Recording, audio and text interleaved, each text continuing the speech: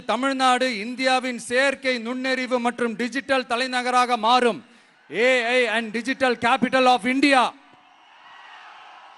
2035 ஆண்டுக்குள் செயற்கை நுண்ணறிவு இந்தியாவின் பொருளாதாரத்திற்கு 1.7 trillion அமெரிக்க டாலர் வரை சேர்க்கும் என்று மதிப்பிடப்பட்டுள்ளது.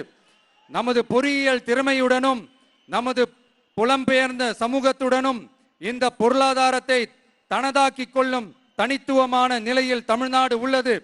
ஆனால் இதை உலகளாவிய அளவில் நம்மை நேசிக்கும் தமிழர்கள் பலர் உள்ளதால் அவர்கள் துணையுடன் நமது செயல்பட்டால் மட்டுமே இது சாத்தியமாகும்.